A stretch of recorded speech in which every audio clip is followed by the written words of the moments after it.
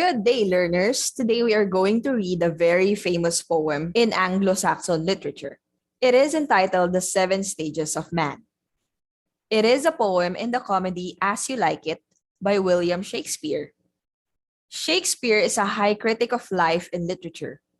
The poem The Seven Ages of Man is a part of the play As You Like It, where Jack makes a dramatic speech in the presence of the Duke in Act 2, Scene 7.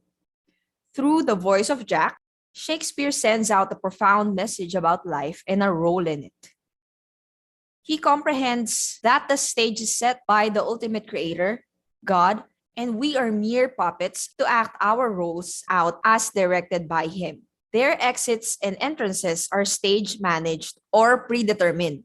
A man generally plays 7 typical parts. Before we continue reading this fantastic poem, let's build our vocabulary first. Look for the meaning of the words that will be shown. Choose answers from the choices below. Let's do the first one. Very sad. Can you guess which of the following has the same meaning as this word?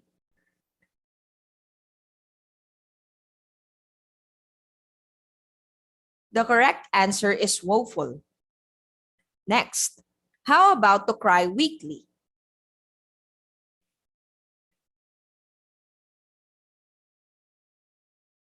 The correct answer is mewling. Try the next one. What word means to empty what is in your stomach?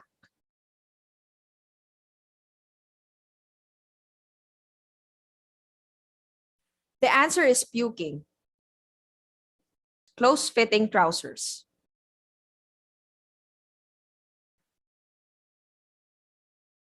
The correct answer is pantaloons. How about without?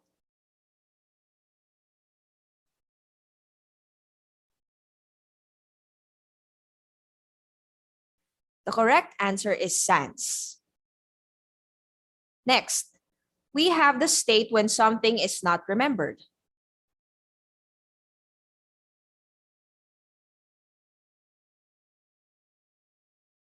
The correct answer is oblivion. How about a small bag with a shoulder strap?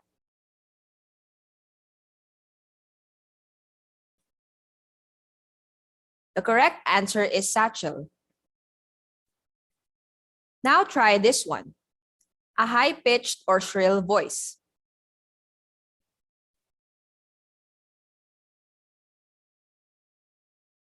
The answer is whining. We are almost done. The last one is the part of the leg between the knee and the ankle.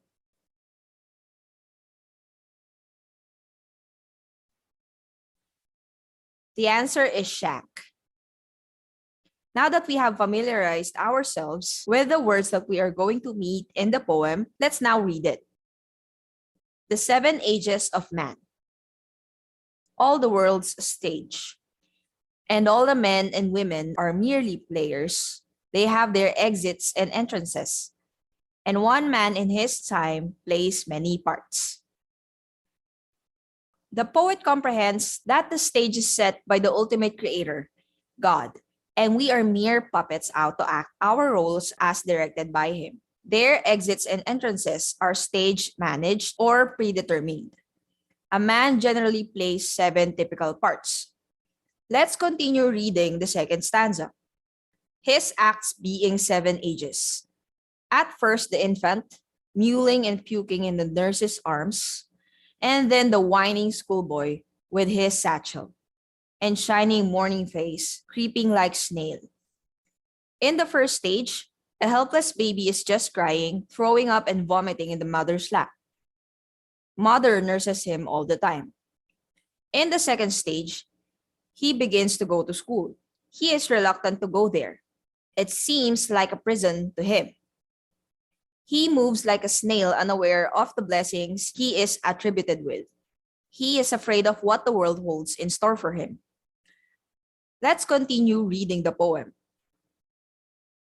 Unwillingly to school, and then the lover, sighing like furnace, with a woeful ballad, made to his mistress' eyebrow. then a soldier full of strange oaths, and bearded then the justice.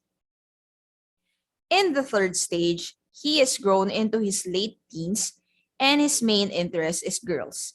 He is likely to make a bit of a fool of himself with them. He is sentimental, sighing and writing poems to his dream girls.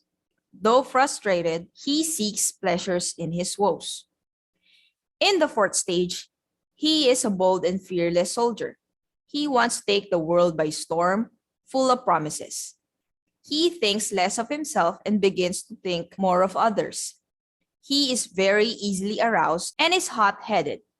He seeks a bubble reputation. Let's read the next stanza.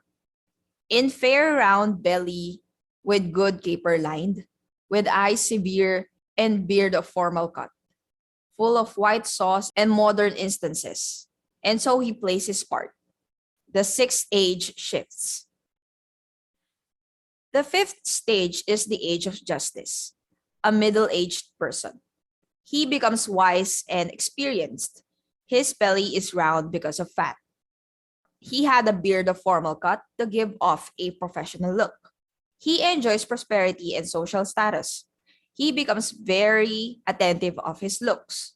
He begins to enjoy the finer things of life. Let us read the next stanza. Into the lean and slippered pantaloons, with spectacles on nose and pouch on side. With his youthful hose well saved, a world too wide for his shrunk shank and his big manly voice.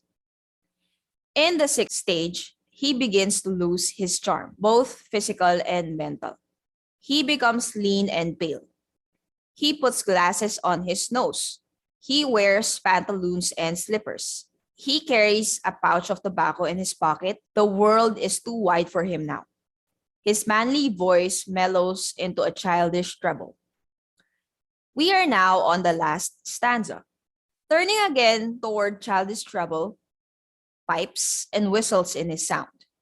Last scene of all that ends this strange, eventful history is second childishness and mere oblivion. Sans teeth, sans eyes, sans taste, sans everything. In the final stage, he loses his status and he becomes a non-entity.